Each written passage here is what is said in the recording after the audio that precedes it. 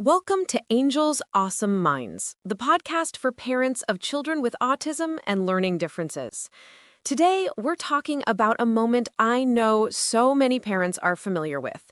It's that sound of the front door opening after school, the heavy drop of a backpack on the floor, and you can just feel the weight of a tough day. That after-school slump, when your child comes home feeling completely defeated, and as a parent, your heart just sinks. You want to fix it, but you don't know how. Exactly. For children with learning disabilities, school can be a place where they constantly feel like they're falling short, which can really undermine their sense of self-worth. They might even start to believe they aren't as smart as other kids. So today, we're going to give you a practical 3-step framework to turn those tough moments into powerful opportunities to rebuild your child's confidence and resilience.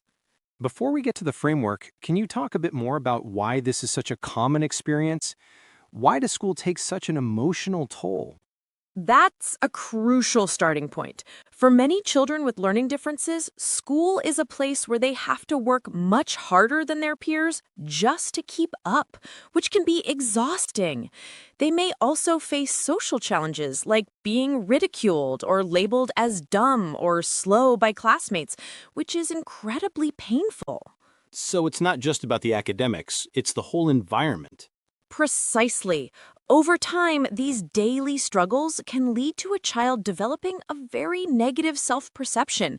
You'll start to hear that negative self-talk, like, I'm stupid, or I can't do anything right.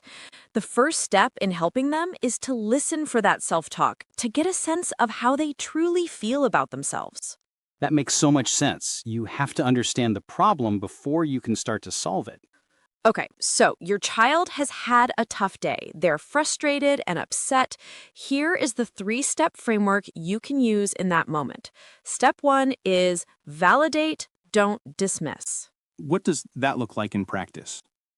It means creating a safe, judgment-free space for them to express themselves. Instead of saying, it's not that bad, or you'll be fine, try saying something like, I can see you're feeling really frustrated with this assignment. How can I help? By validating their feelings, you reduce tension and show them that you're on their side. So you're not trying to fix the problem right away, you're just connecting with them emotionally first. Exactly, which leads to step 2. Reframe, don't fix. Once they feel heard, you can help them reframe their negative thoughts. This is where you directly address that negative self-talk.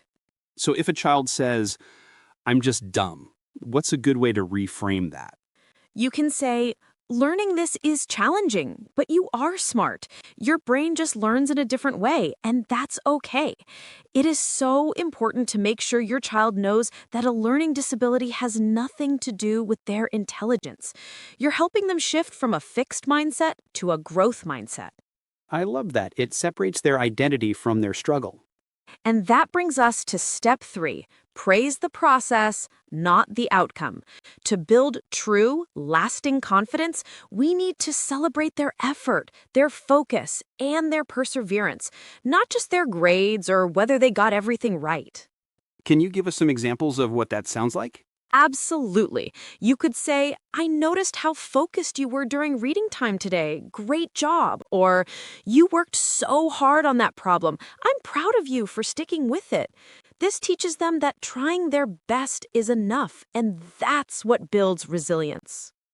This framework is so powerful for those tough moments. But how can parents make this kind of positive thinking a more consistent daily habit for their kids? That is the perfect question, because in-the-moment strategies are essential, but building a foundation of self-worth is the long-term goal. And that's where a tool like Positive Affirmation Journaling can be a game changer. Tell us more about that.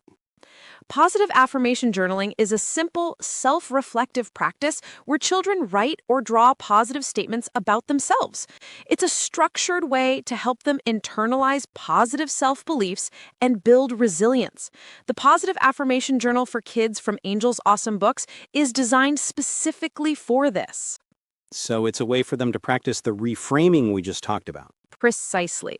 It helps them regularly practice affirmations like, I am smart, I am brave and I can try new things. It encourages a growth mindset, reduces anxiety, and gives them a creative outlet to express themselves through writing or drawing. It turns building confidence into a simple 5-minute daily ritual. So, to recap our confidence comeback framework. First, validate their feelings. Second, help them reframe their negative thoughts. And third, praise the process. Validate, reframe, and praise. It's simple and so effective.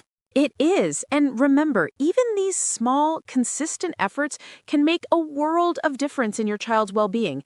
You are their biggest advocate and their safest space.